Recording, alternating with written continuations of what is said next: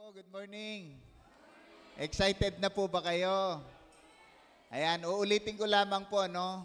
Kung wala naman po kayong daladalang bata at hindi naman po kayo senior na senior pa, hindi naman po kayo PWD, paki-move na po kayo forward, ha? Okay, pangalawa po ganito. Oh. Saglit lang po, saglit. Alam ko po, excited kayo na makita ninyo na ang ating mga bata at ang ating mga anak, apo, ay magpe-perform. Makikiusap lang po uli ako. Huwag ho kayong magbibideo samantalang tayo sumasamba. Huwag ho kayong mag-alala, naka-live naman po tayo. Naka-record po yun sa ating YouTube. Ayo, kung gusto nyo po, doon nyo po i-crop yung magiging kwa ng inyong mga anak. Ganito po kasi, samantalang sumasamba po tayo, hindi naman po sila nagpe-perform. Sasamba po tayong pare-pareho. So makikiusap po ako, wala ho mo nang magbibideo, wala ho mo nang magpipicture, samantalang tayo po ay nag-aawitan. Pwede po ba yon mga kapatid? Oo, makikiusap po ako. Ushers, taas nga po kamay ng mga ushers, please. Papaalalahanan po kayo, wag ko kayo magagalit pagka sinita kayo ng mga ushers, ha? Wala hong magbibideo, wala hong magpipicture, samantalang tayo po ay sumasamba. Mamaya po, election po natin. Nag-run through po kami kahapon. Mas mahirap po pag-distribute mamaya, may mga baka-bakante sa upuan kasi pipiliin pa namin. Samantalang bilang naman na po namin yan, 4, 4, 5, 4. So, ganun po yung pagpapamigay mamaya ng balota. Kaya po sana po, wag nyo ho munang bakantihan yung mga ibang upuan. Okay ho ba yun? Tapos mamaya po, during election, yun hong mga bata, talaga hong papakiusapan natin na sa baba muna po sila. Okay ho ba yun? Kung naman po, hindi naman po tayo kay Jay. Gusto lang po natin mas may kaayusan yung ating mga ginagawa. Ano? So, ngayon lang naman po yan. May election po kasi tayo mamaya. Kaya ho, mag-expect din po kayo na medyo mahaba-haba yung magiging program natin for the day. So, let us worship the Lord. Iwasan po muna natin yung mga magbibideo, magpo-photo. Samantalang ang ating mga anak, ang ating mga kapatid ay pangungunahan po tayo sa pagsamba ngayong umaga. So, enjoy the day. Let us worship the Lord together. God bless everyone.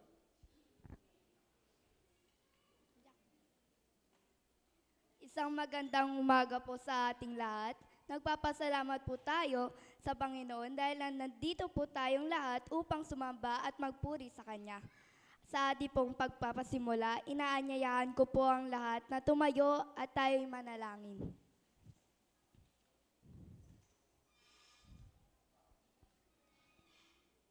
Ama naming Diyos na dakila at makapangyarihan sa lahat, Ikaw po ang tunay na Diyos, Hari ng mga hari. Puspusin niyo po kami ng inyong banal na Espiritu sa oras na ito. I-bless niyo po kami. Kayo po ang manguna sa mga tutugtog, magpapaawit. Panginoon, sa mensahe na aming mapapakinggan, Ikaw po ang mangusap at kumilos sa amin. Sa mga naririto po ngayon, Panginoon, sa inyong lahat, sambahan naway ang magpapalas po na nagmumula sa inyo ang dumaloy sa bawat isa. Muli, sa iyo po namin ibinabalik ang papurit pagpasalamat. Sa pangalan ng Panginoong Hesus, Amen.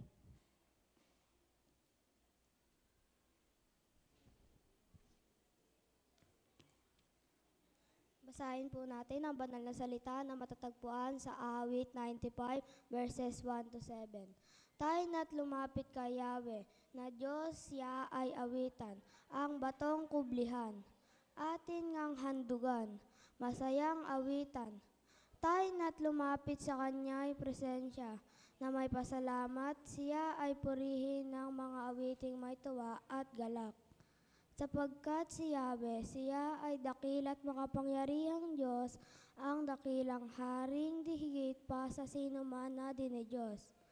Nasa Kanyang palad ang buong daigdig, pati kalaliman ang lahat ay Kanya, maging ang mataas nating kabundukan, Kanya rin ang dagat. at pati ang lupa na kanyang nilalang. Tayo na't lumapit sa kanya'y sumamba at nagbigay galang. Lumuhod sa harap ni Yahweh na siya sa atin may lalang. Siya ang ating Diyos at tayo ang bayan sa kanyang pastulan. Mga tupang kanyang inaalagaan at ngayon, kanya'y salita ating pakinggan.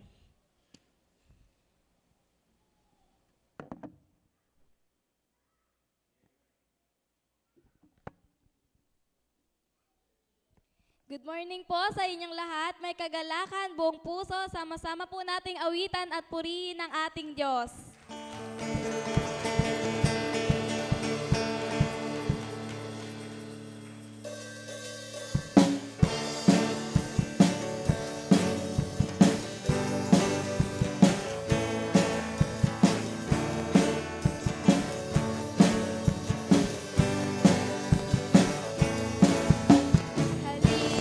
Sama-sama, purihin natin siya.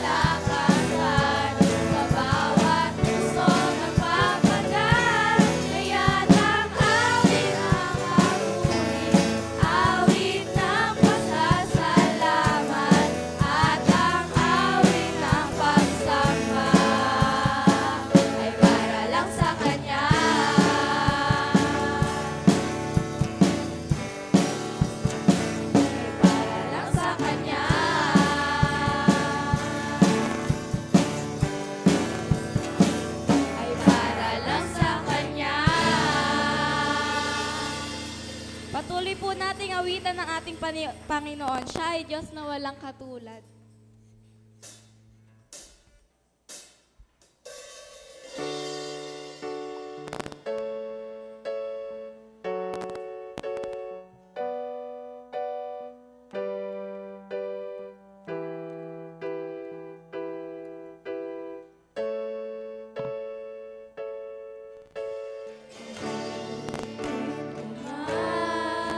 Lahat ng awit sa mundo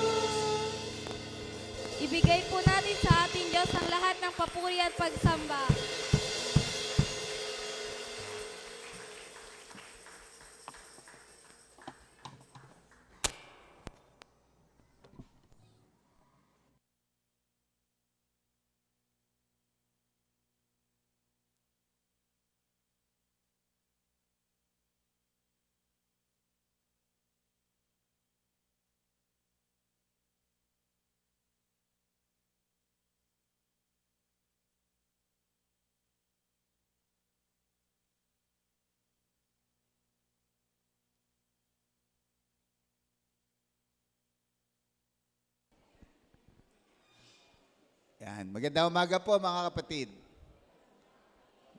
Ayan. Kumusta ho umaga nyo?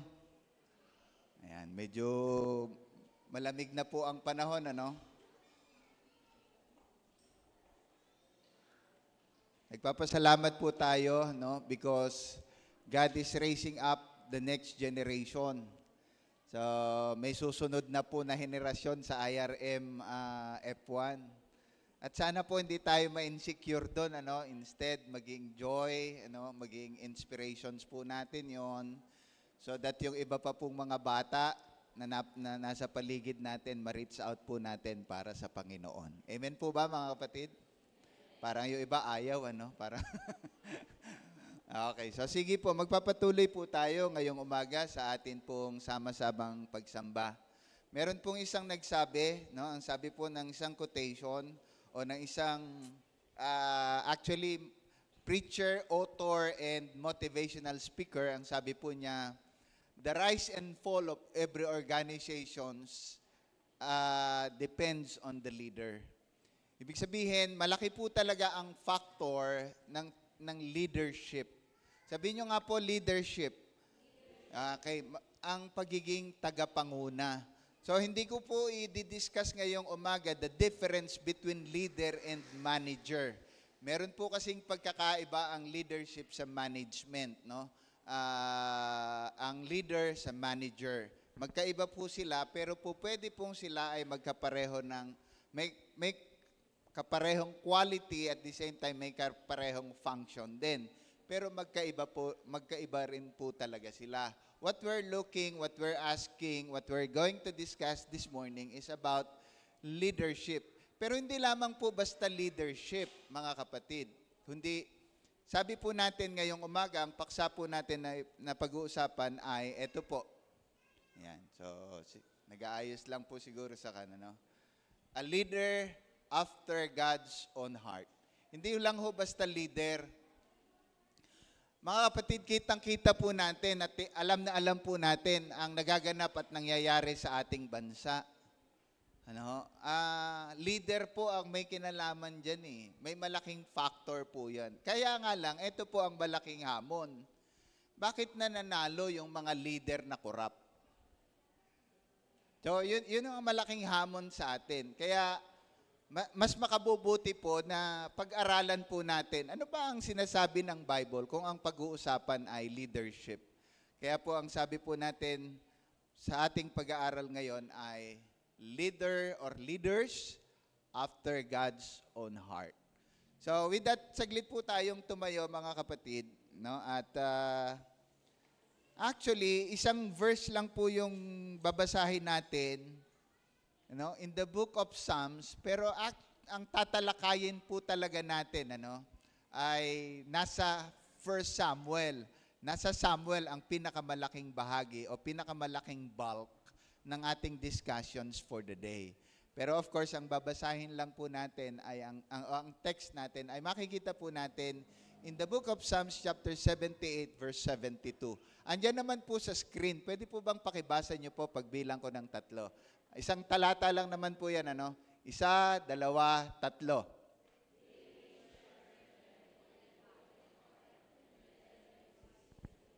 Ayan. So sabi po, sa ibang translations po yan ang sabi, and David shepherded them with the integrity of heart and with the skillful hands. Pinagpala po tayo ng Diyos sa pagkabasa ng kanyang salita. Saglit po tayong manalangin. Ipinapahayag pa rin po namin ang pagtanaw ng utang na loob at ang pagpapasalamat sa pagkakataon na ngayong umaga kami po ay sama-samang sumasamba sa iyo. Bahaging ito ng aming pagsamba ay ang pag-aaral ng iyong mga salita. Gawin mo pong maging malinaw, maliwanag sa amin. At pagkatapos po naming matuklasan, maunawaan ang liwanag at katotohanan ng iyong mga salita, payagan mo po, maipamuhay po namin ito. Magkaroon po kami talaga ng totoong pananaw, especially sa mga pagpili ng mga leader. At kami naman po bilang mga leader na itinayo mo, payagan mo naman po, magkaroon kami ng ganitong quality. Mga quality ng leader na ipinakita mo po sa liwanag at katotohanan ng iyong mga salita. Kausapin mo po kami sa isang personal na kaparaanan, pero kausapin mo rin po kami bilang isang kalipunan ng iyong mga anak.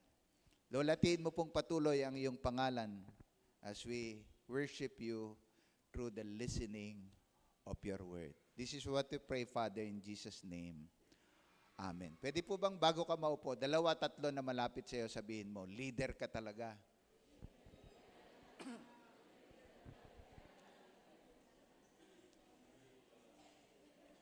In any and indifferent area, mga kapatid, we have a leadership potential. Pero yun nga po what we are looking for today is not only a leader. Kasi marami naman po talaga, actually, ang pinakamaraming book na nasulat 20th and 21st century speaks about leadership. Pero ang problema at ang malaking pagkakaiba, it's all about leadership.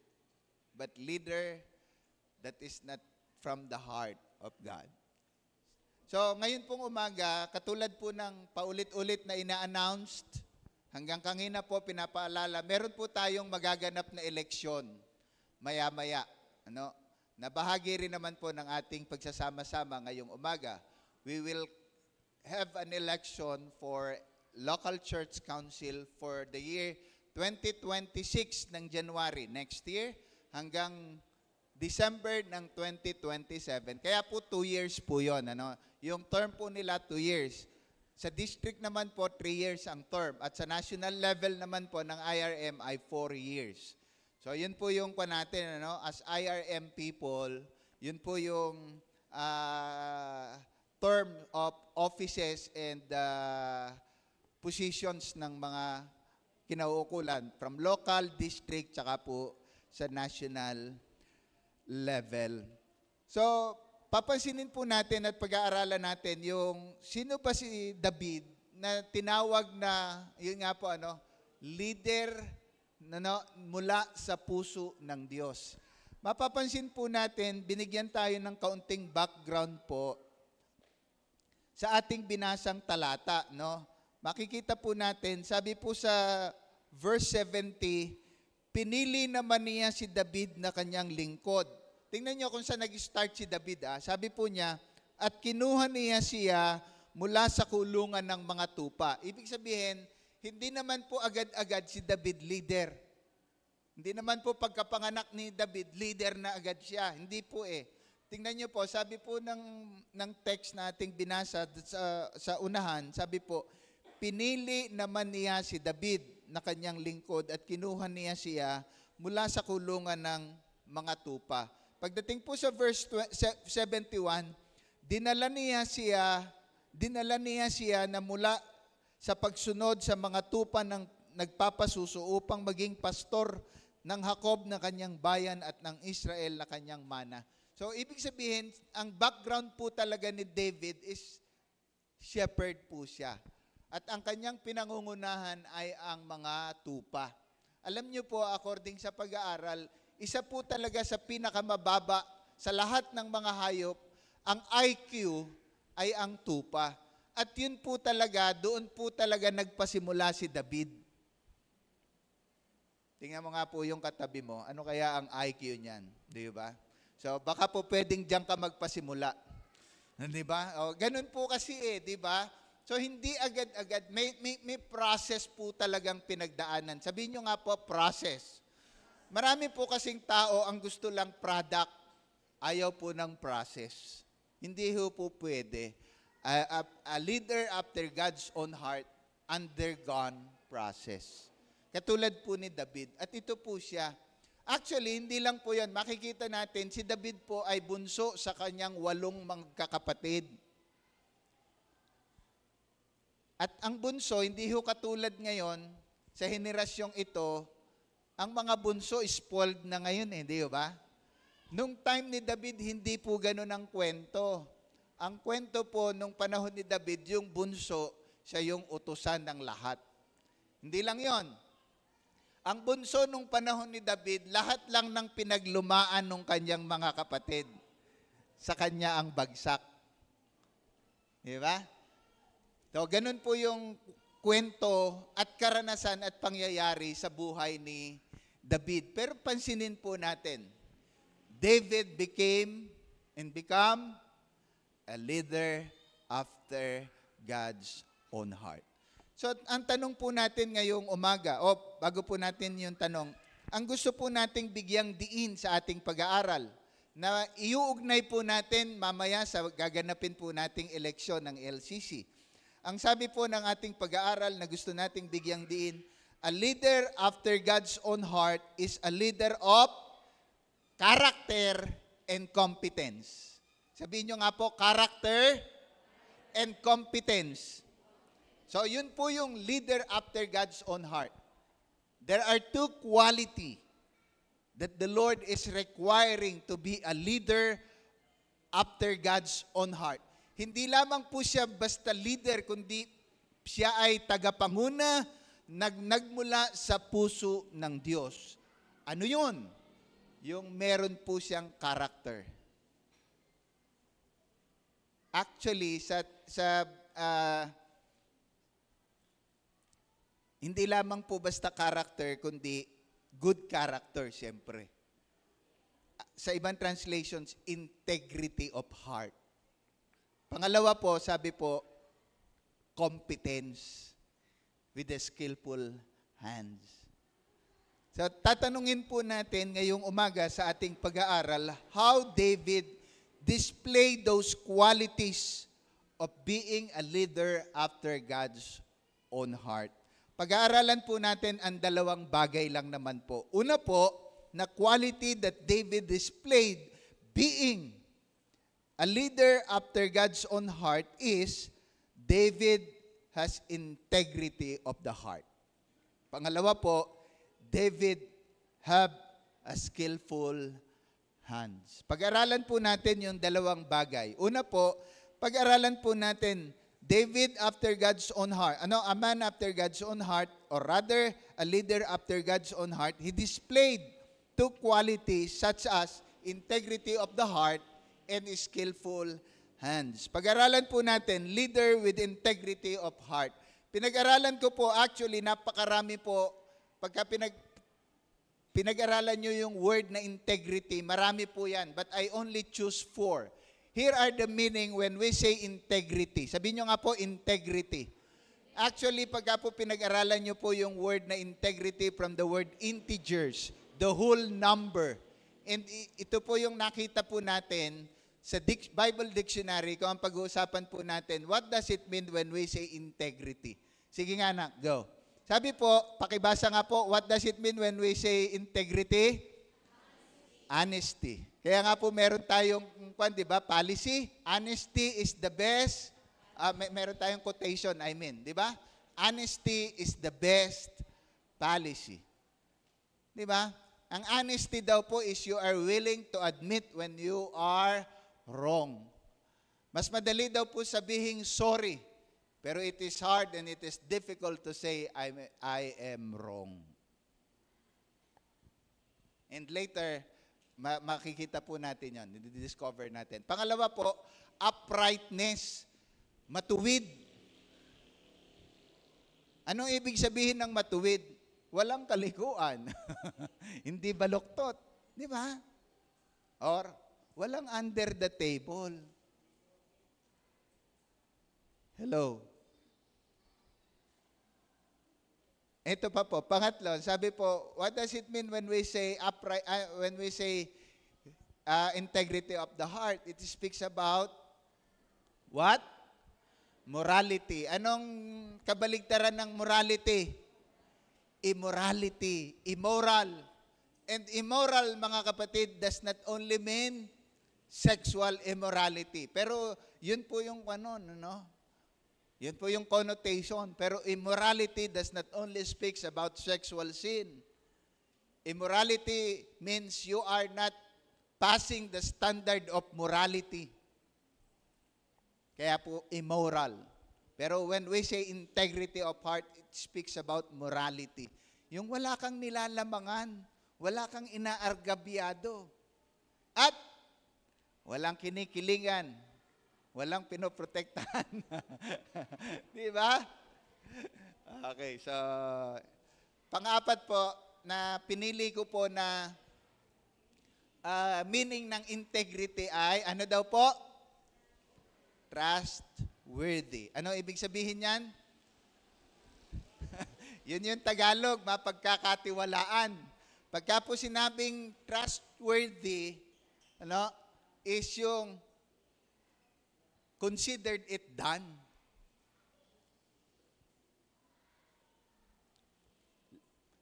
Meaning, you assume whatever responsibility that was given o ano man pong tungkulin o pananagutan.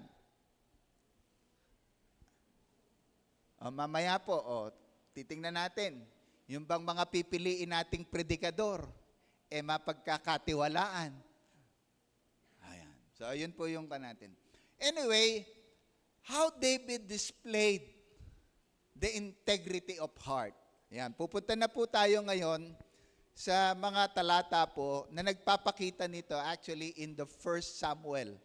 Actually, yung 1 Samuel po, beginning chapter 16, nag-umpisa po doon nag-umpisa na po doon yung istorya po ng buhay ni David. No? So, mula po chapter 16, bago po nag-umpisa si David, siyempre, nalungkot si Samuel kasi inanoint din niya si Saul bilang hari. Di ba? Sabi nga natin, the people's choice. Naghanap ng hari ang mga Israelita. Di ba? Bakit? Kasi nga yung mga anak ni Samuel naging corrupt din . Ano sabi? Naging magnanakaw, naging sakim, tumanggap ng suhol. So nagalit po ang buong bayan ng Israel kasi yung sumunod kay Samuel, yung mga anak ni Samuel, corrupt. So sabi ng mga Israelita, bigyan mo kami ng hari. Pero sabi ng Panginoon, ito ang magiging hari ninyo. Kaya po, di ba, sabi natin, kabahan kayo pagka ibinigay ng Diyos lahat ng hinihingi nyo. Magdalawang isip din po tayo sa mga hinihingi natin sa Diyos, baka ibigay yun.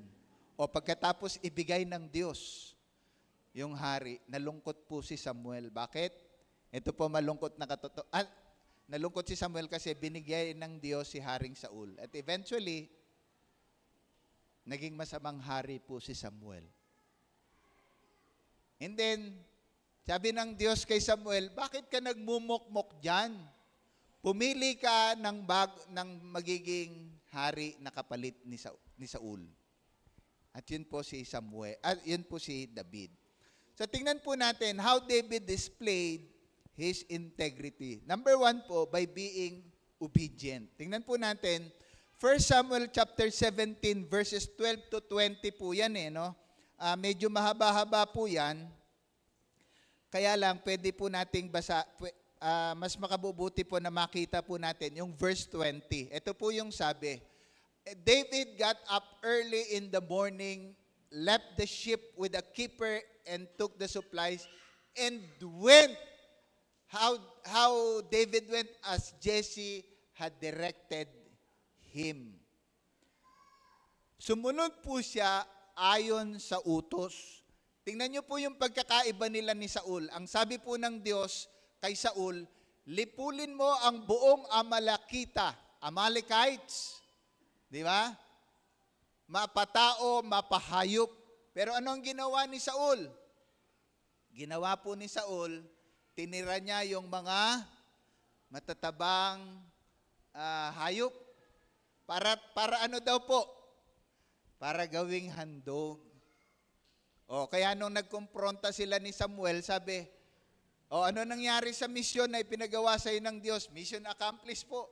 Pero may naririnig siyang nag-iiyakang mga hayop. What is that? Sabi po, pinili namin yung matataba, yung magaganda, ihahandog namin sa Diyos. Ano sabi ni Samuel sa kanya? Obedience is better than sacrifice. Pero si David, nung utusan siya as he had directed. Bakit? Ano po ba yung kwento? Saan po ba nag-ugat yung kwento na yan? Kasi nga po, bunso si David. At katulad nung sabi natin, nung ira niya, yung bunso ang laging inuutusan.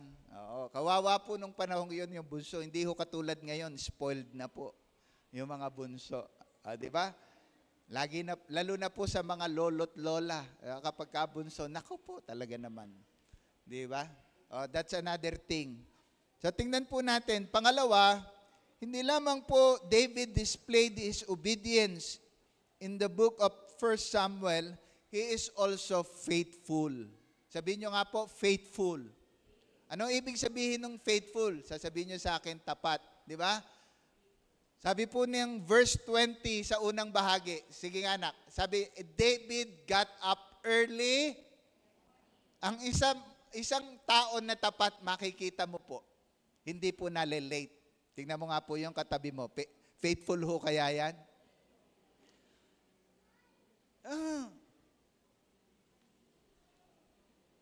And you know me for how many years? Hindi ko po sinasabing hindi ako nalilate. Ang sinasabi ko po, hindi ko inuugali. Sabihin mo, huwag mong ipang araw-araw yon. Sabihin mo sa katabi mo, huwag mong ipang araw-araw. Di ba? Oh, hindi lamang po sa pagsamba, sa maraming bagay. Gagawin mo rin lang pala mamaya na. Pero si David, when he was commanded by his father to bring supplies to his brothers, di ba? He is faithful. How? Sabi po, tingnan niya, David got up, what? Early. Hindi lang po yun. Ang kakatuwa po yan pagka masyado mong pinagtuunan ng pansin yan. Tingnan nyo po how David showed faithfulness. Tingnan nyo po he is not only got up early, but, tingnan nyo he left the sheep with sa ibang translations po yan, ang pagkagagamit po dyan, ihinabilin niya yung kanyang responsibilidad. Oo. Tingnan nyo pa, basahin natin. Verse 20, sa unang bahagi ng verse 20, sabi po, kinabukasan maagang bumangon si David. Ito po yung word na ipinagbili niya sa iba ang mga tupang inaalagaan at nagpunta sa lugar ng labanan. Anong ibig sabihin? Sumusunod siya sa utos, pero hindi niya iniiwan yung kanyang responsibilidad ng basta-basta lang.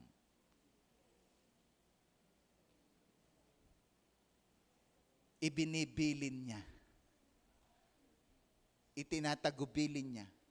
Nakikiusap siya sa iba na yung responsibilidad na hindi niya muna magagampanan ay, gampanan ng iba. Para hindi mapabayaan. So, kita po natin how David displayed the integrity of his heart by being obedient. Sabi po, by being faithful. Pero ito po ang kaibahan. Especially, marahil dun sa mga government officials po natin, pwede nating makita. Pero ito po ang talagang hinahanap natin. Pangatlong bagay po na makikita po natin, how David displayed his integrity, the integrity of his heart is, he is totally dependent on God. That's make the difference. Ano po ang katibayan at katunayan nun? Makikita po natin in 1 Samuel chapter 17 verse 37. Pakibasa nyo nga po. Ready, go.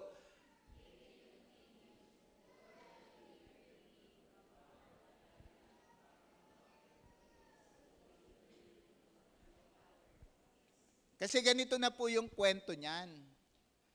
Hinamon na po na Goliath ang mga Israelita, wala pong gustong lumaban. Ang sabi po ni David, ako po ang lalaban.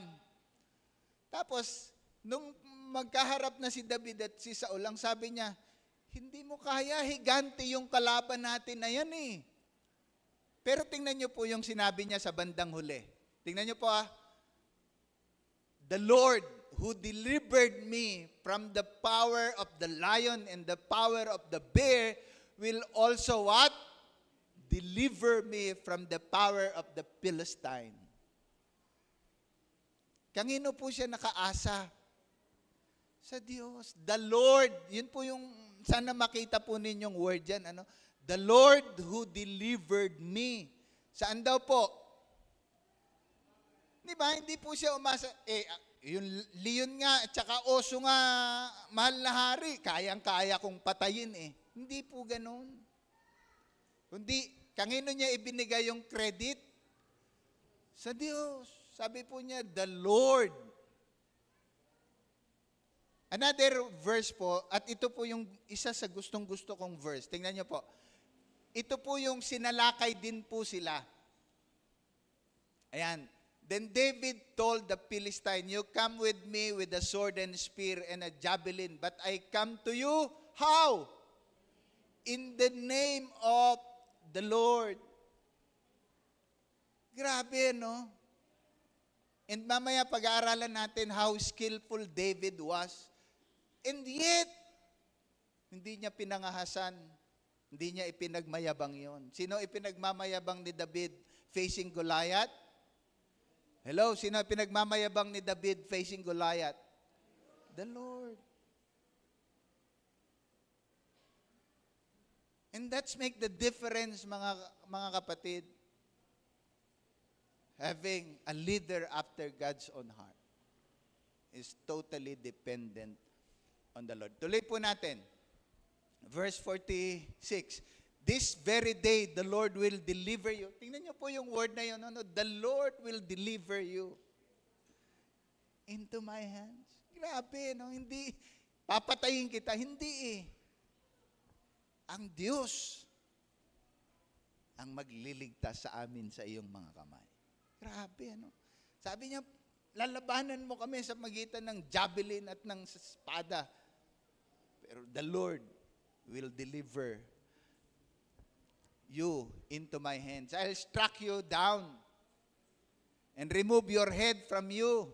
And this very day, I'll give the dead bodies of the Philistines' army to the birds of the sky and to the animals of the earth, so that all the earth will know that there is a God in Israel. Kanino pa rin po niya pinopoint ang katagumpayan? Sa Diyos pa din. Grabe po, Another thing po, ito po maganda.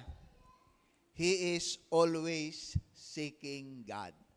Tingnan po natin, He is always seeking God. In 1 Samuel chapter 23, verses 2 to 4, makikita po, pakibasa niyo po. Ready, go.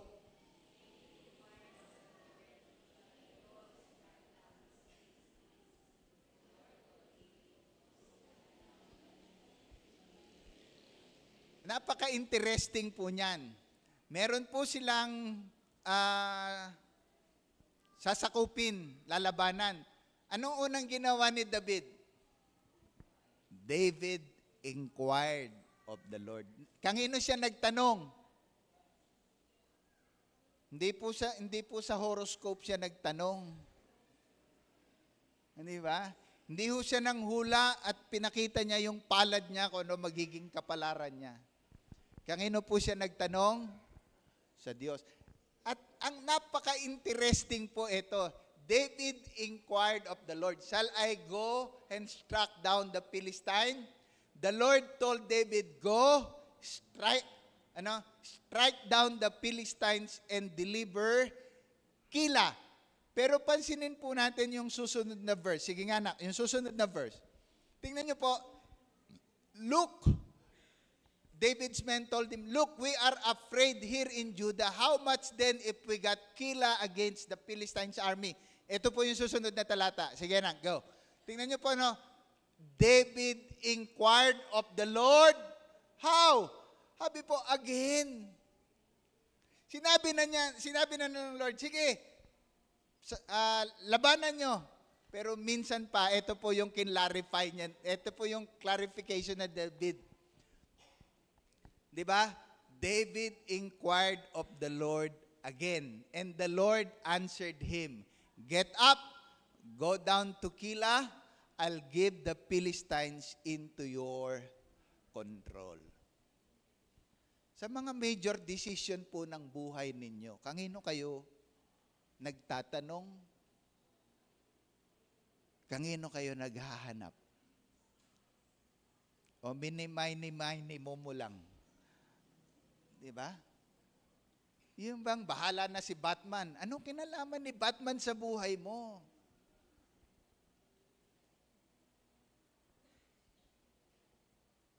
A leader after God's own heart is a man of character. Sabi po, with integrity of heart. And how David displayed his integrity? By being obedient, by being faithful, by being totally dependent of God, and by always seeking God. And if we may add then, always seeking God's directions. Yeah. Kaya kung minsan maraming kapalpakan sa buhay natin eh. Sabi, bibili ka na lang ng tsinelas, ipagpe-pray mo pa. O, kaya pag uwi mo, pareho palang kanan yung dala-dala mong tsinelas.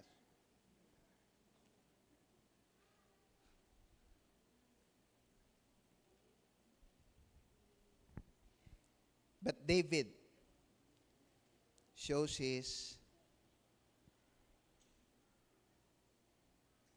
faithfulness or his integrity by always seeking God. And finally, tingnan niyo po, David is a humble man. How David shows his integrity by being humble. Tingnan niyo po, in 2 Samuel chapter 12, verse 13, tingnan niyo po, ito na po yung nagkasala na po he is humble yan, he is humble. Ito na po yung nagkasala. Hindi po naman talaga lahat ng tao perpekto. Pero ang kaibahan, pagka nagkakamali ka, how do you react? How do you respond? O katulad tayo ni Adan, katulad tayo ni Eva. Di ba? Nung sinita sila ng Diyos, di ba? Nung sabi ng Diyos sa kanila, "Nasaan kayo?" Nahiya po kami hubad. O bakit nyo na lamang kayo ihubad? Anong tanong ng Diyos? "Kinain nyo ba yung bunga na ipinagbabawal kong kainin ninyo?" Anong sagot ni Adan? Hello, anong sagot ni Adan? Kasi po, yung babaeng ibinigay mo Di ba? Parang sinasabi pa ni Adan, ikaw kasi magbibigay ka na rin lang yung pang kulang sa karunungan. Mababa ang IQ. O, di ba? O, pagdating naman kay Eva, ano naging ni Eva? Kasi yung ahas O, di ba? Naghahanap ng masisisi. But take a look. A man after God's own heart, or rather, a leader after God's own heart, when he was rebuked by a prophet named Nathan. Tingnan niyo po ano sabi ni David. At this point, David told Nathan, "I have sinned against whom? The Lord." Diba? Kaya nga po sabi natin kanina diba? It is easy to say sorry. Ay, sorry. But it's another thing to say, I am wrong. And David displayed his integrity by being humble, admitting his sin. Huwag tayo naghahanap ng mga masisisi. Pagbubuntunan. Lalo po kayong mga nanay at mga tatay. Lagi na lang kayo ang tama. Kaya madalas may tama. Di ba? Pag kayong anak nakahiga sa salat na natalisod, haharang-harang ka dyan. Pagka naman ikaw ang natalisod at ikaw ang nakahiga doon, sasabihin, di mo ba tinitingnan yung dinadaanan mo? Natatawa yung mga kabataan. Nakaka-relate ba kayo mga anak? But David displayed his integrity his integrity of heart by being honest, obedient, faithful, totally dependent to God, seeking God always, and being humble. Secondly, how David became a leader after God's own heart.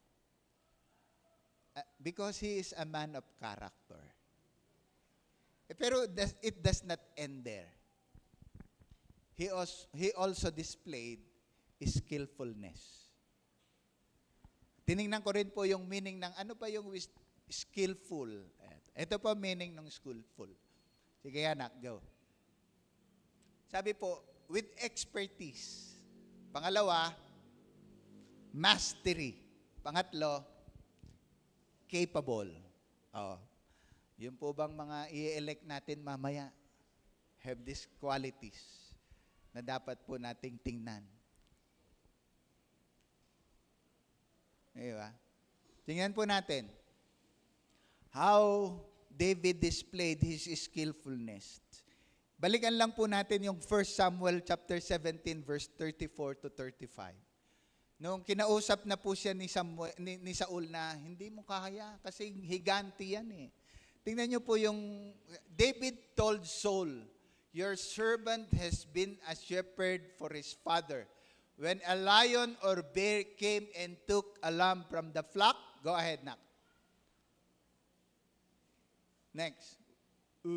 Ala na? Ayan. "I would go out after it, strike it down, and rescue the lamb from its mouth. Then, when it rose up against me, I would grab it by its paw and strike down and kill it." Pumapatay po si David ng leon at oso. Pero nagawa po ba niya agad-agad yon? No. I believe habang wala siyang ginagawa at nakapahinga naman yung mga tupa, meron po isang komentarista o isang preacher nagkukwento, nagpa-practice na rin po siyang mag-sling. And kaya po siya nakasulat ng maraming kanta. Alam niyo po ba, almost one-third of the book of Psalms na puro mga pagpupuri, sapagkat hindi niya ginagawa ang sarili niyang idol. Minamaximize niya yung kanyang oras at ipiniprepare niya ang kanyang sarili. Marahil doon siya harp. One of his favorite instrument is harp. Maybe his flute, playing his flute. Meaning, there is no idle time for him. But he prepared himself. Pag i-assign ka, halimbawa, ikaw naman mag-special number, hindi ko po. Diba? O kaya, mag-lead ka ng, hindi ko po kaya, hindi ko po alam. O de mag-undergo ka ng training, wala po akong oras. But David displayed his skillfulness, his expertise, his mastery by preparing himself. He practiced. Pangalawa po, hindi lamang po pagiging prepared, kundi pagiging passionate. Hindi po pwede kay David yung basta-basta lang. Anong ebidensya? Tingnan po natin, nung nagkasala na siya kay Bathsheba at nagkaroon siya ng parusa, ito po yung ginawa. Anyway, hindi po pala to. Nagkuhan siya, no? Yung census. Gumawa siya ng census para magyabang na ganito nakarami ang aking sundalo, nagalit sa kanya ang Diyos. At pinarusahan siya. Samantalang pinaparusahan siya, sabi po sa kanya, sige, maghandog ka sa Panginoon. Pumunta siya kay Arauna.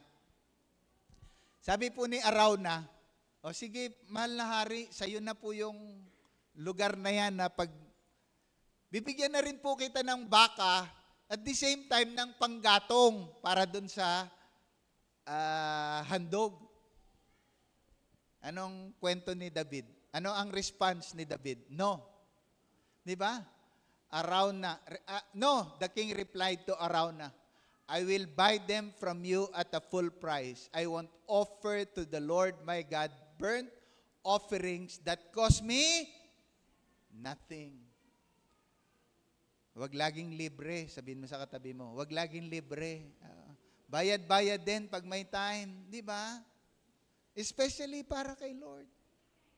Pag bibili ka ng gadget, magkano?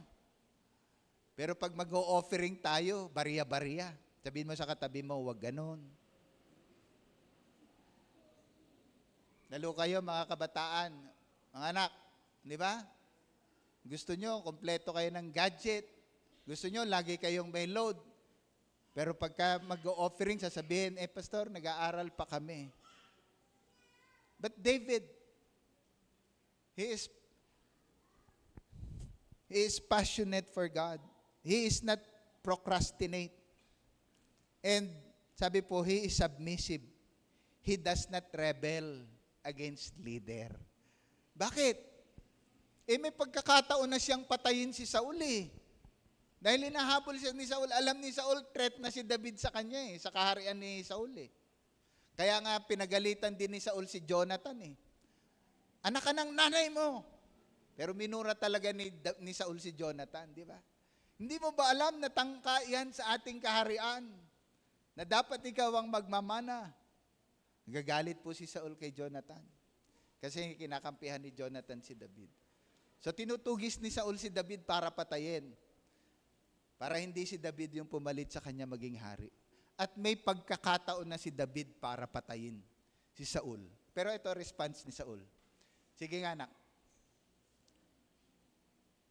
He is submissive dyan. Ano? Sige na, he does not rebel. Tingnan, he told this man, God forbid that I should do these things to your majesty. The Lord's anointed by stretching out my hands against him. Since he is the Lord's anointed. At hindi po iisang pagkakataon nangyari yan. Hindi po dadalawang beses nagkaroon ng pagkakataon si David na patayin si Saul. 3 beses.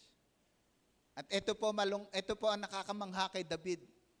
Nung mabalitaan ni David na matindi yung naging labanan o gyera na nilahukan ni Saul at napatay, nagkaroon ng matinding sugat si Saul. Ano? Merong nag-report kay David. Nakakaawa po, gusto nang magpakamatay. Kaya po tinodas ko na para sa inyo. Sabi ni David, sino ka para magbuhat ng kamay sa pinili ng Diyos? Ano ginawa ni David dun sa tao na nag-report sa kanya? Pinatay niya yun. Grabe, ano? Ganun kasubmissive po talaga si David. He does not rebel.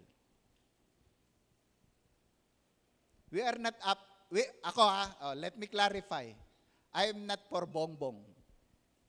Pero siya nandyan eh.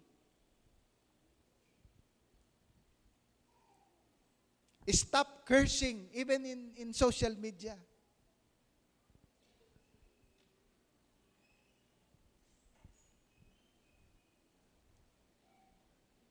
Okay, sige, magreklamo tayo against sa kahirapan. But, why? Tayo naman ang pumili niyan eh. Sasabihin mo, hindi tayo. Pero, bahagi ng demokrasya yan eh. Hindi ko sinasabing natutuwa po ako sa leadership ni Bongbong. Pero, mga kapatid, huwag na tayo maging bahagi ng pagsumpa sa kanya. May utos naman ng Bible eh.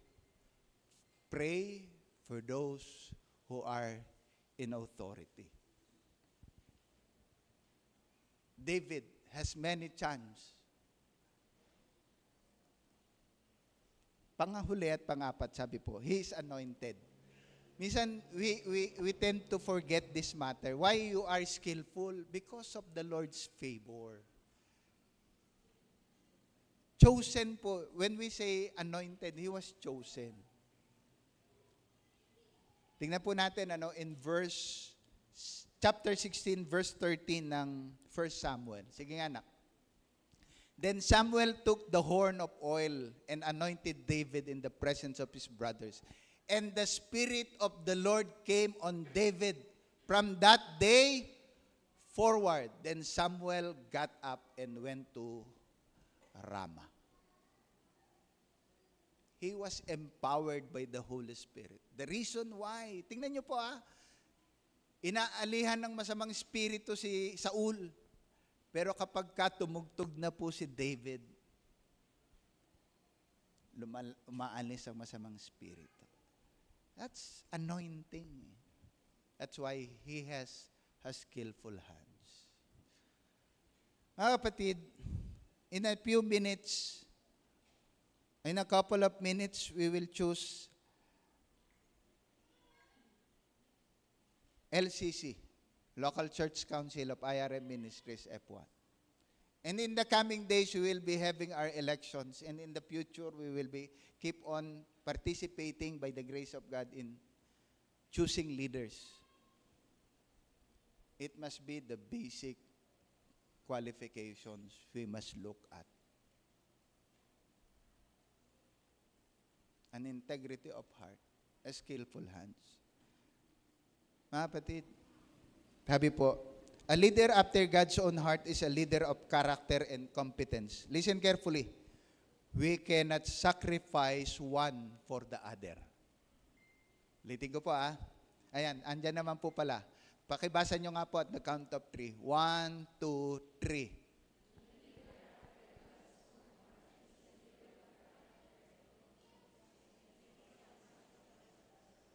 Di ba?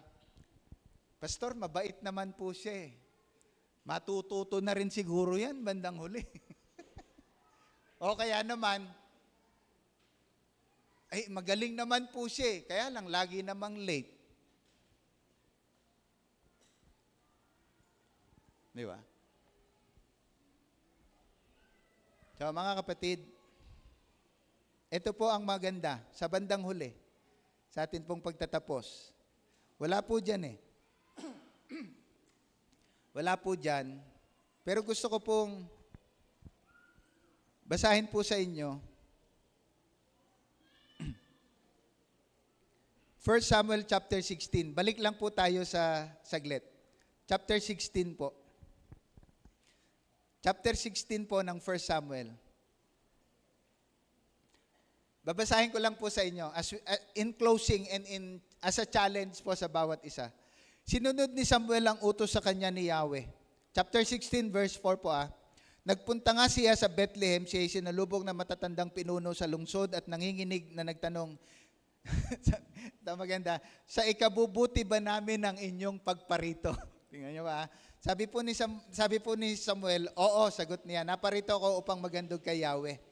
Tingnan niyo po, nang makarating na sila, nakita ni Samuel si Eliab na pinagbasdan niya ito at sinabi sa sarili, ito na nga ang pinili ni Yahweh para maging hari. Pero sa verse 7, gusto kong, tingnan niyo po, ngunit sinabi sa kanya ni Yahweh, huwag mong tingnan ang kanyang taas at kakisigan, sapagkat hindi siya ang pinili ko. Si Yahweh hindi tumitingin ng katulad ng pagtingin ng tao. Panlabas na anyo ng tao, ngunit sa puso tumitingin si Yahweh. Yung kwento po na to, inutusan na po ng Diyos si Samuel. Anoint the next king of Israel. Nung makita po ni Samuel si Eliab, di ba? Ang taas. Tall, dark, and handsome. Ito na yun, Lord. Pero sinaway po siya ng Diyos. At ang sabi, kayo, tumitingin sa panlabas. Pero si Yahweh, tumitingin sa puso.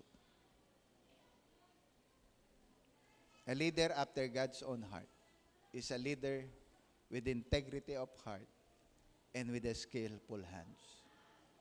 A leader after God's own heart is a leader of competence, a leader of character and competence.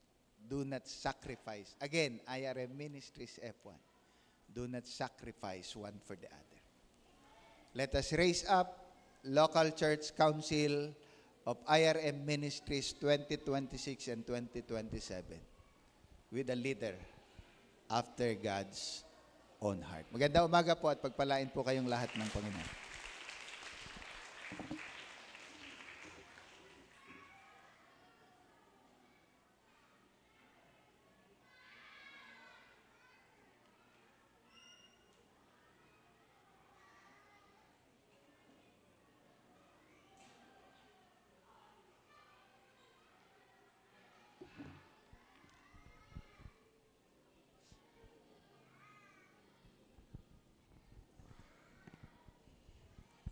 Good morning po. Lahat po ay tumayo at manalangin.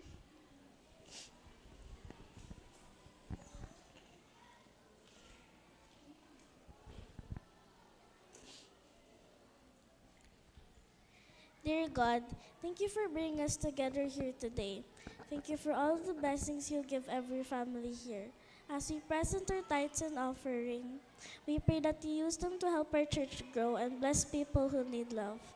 Help us give joyful hearts and remind us that everything we have comes from you. Bless every person and every home of everyone here. May our offerings bring hope, kindness, and your light to others. We love you, Lord. In Jesus' name we pray. Amen.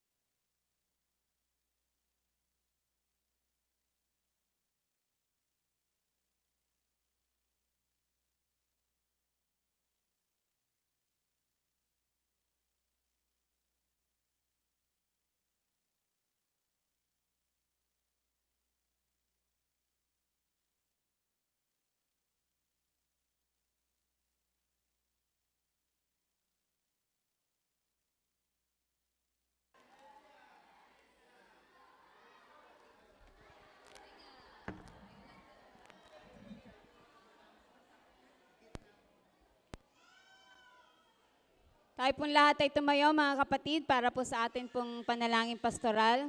Sabay-sabay po tayong magpasalamat sa Panginoon at sabay-sabay po tayong lumapit sa trono ng kanyang biyaya upang ating makamtan ang dakilang habag at tulong ng Diyos sa panahon ng ating pong pangangailangan. Tayo pong lahat ay yumuko at tayo po ay lumapit sa ating dakilang Diyos na naging napakahabagin, mapagmahal, mabuti, mapagkalinga sa bawat isa po sa atin. We give you the highest praise and glory, Lord, for all you've done sa buhay ng bawat isa po sa amin. We thank you sa buong isang linggo na kami po ay yung iningatan, kami po, Panginoon, ay yung ginabayan, sinamahan, pinagtagumpay, tinugon ang aming mga panalangin, pinagaling sa aming mga karamdaman. Lord, maraming pong salamat.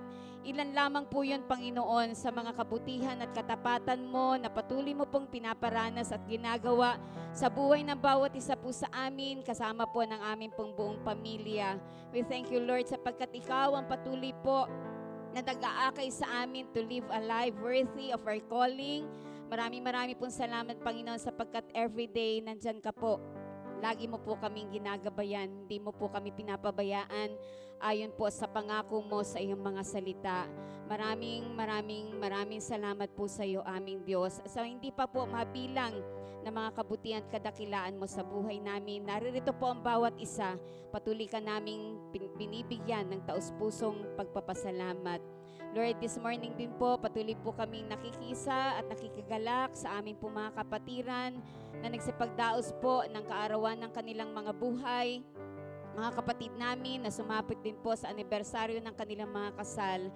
Ang patuloy po naming panalangin para sa bawat isa po sa kanila, pagpalain mo po sila, Panginoon. Palagi mo po silang gabayan sa bawat araw. Akayin na ang kanilang buhay na iyo pong ipinagkaloob. Akayin ang panibagong taon ng kanilang pagsasama.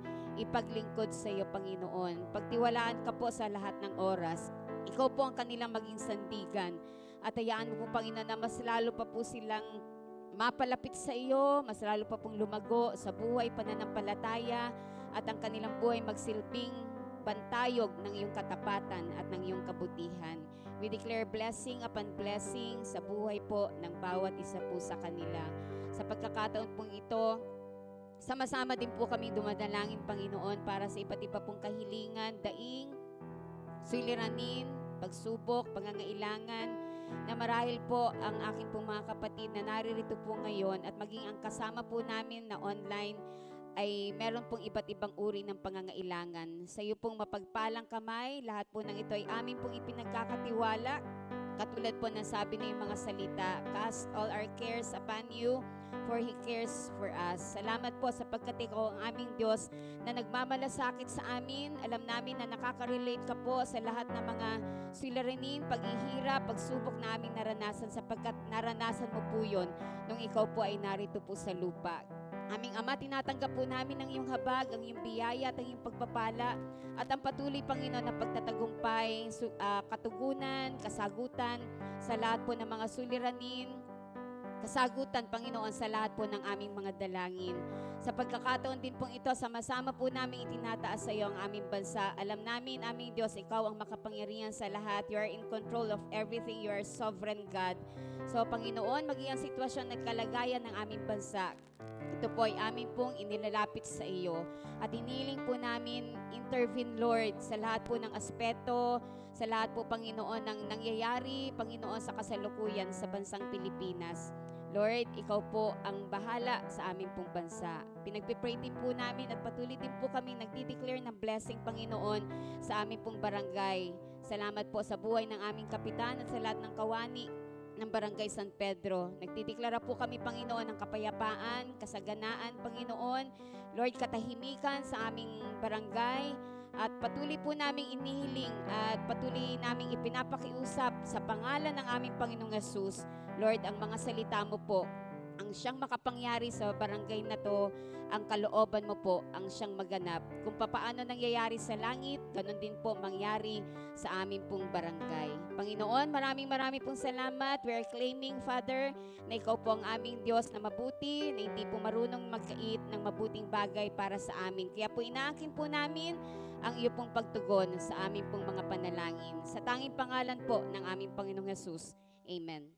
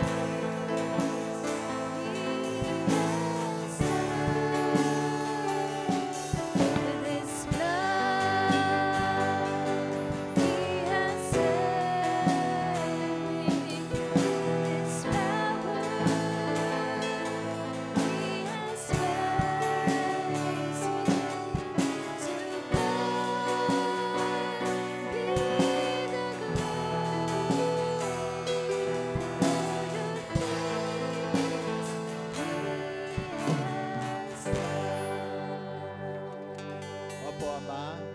Yun po ang patuloy naming sinasabi, patuloy naming sasabihin, di kami magsasawa, di kami mapapagod sabihin. Tanging sa iyo, para sa iyo, at sa iyo lamang po talaga ang lahat ng kalwalatian, karangalan, papuri at pagsamba. Nais din po naming itagubilin sa iyo ang ikalawang bahagi ng aming pagsasama-samang ito, ang pagpili po ng Local Church Council ng IRM Ministries Area F1. Nakikiusap po kami ng iyong patuloy at lubusang pangangasiwa. Isakatuparan mo po ang iyong pakay at layunin at ang panawagan mo po sa iyong mga anak. Natatayo bilang mga member ng Local Church Council for the year 2026 and 2027. Tulungan mo po kaming pare-pareho. Una po, lubusang umasa sa iyo. Pero at the same time, buong pagsisikap, linangin ang aming sarili sa liwanag ng iyong mga salita upang ipaglingkod at bilang mga tagapanguna maging bahagi ang bawat isa sa pagsusulong ng iyong kaharian, sa pagganap ng iyong kalooban. At katulad nga po ng aral na aming napakinggan ngayong umaga, magtayo ka, tumawag ka, mga lalaki at babae that will become a leader after your own heart. Luwalhatiin mo po ang iyong pangalan sa buong panahon ng aming gagawing pagpili ngayong umaga. At sa mga kapatid ko naman na pipili, ikaw po ang patuloy na maging gabay ng bawat isa. At payagan mo rin po ang kagalakan at kasiyahan ang sumagana sa aming kalagitnaan samantalang ginagawa namin ang bagay na ito. Yun pa rin, sa ikalululhati, sa ikararangal ng iyong pangalan. Sa pangalan po ng aming Panginoong Hesus, tayo pong latay sama-samang magsabi ng Amen at Amen. Kapatid, upo lang po kayo saglit. At yun nga po, sa pagkakataong ito,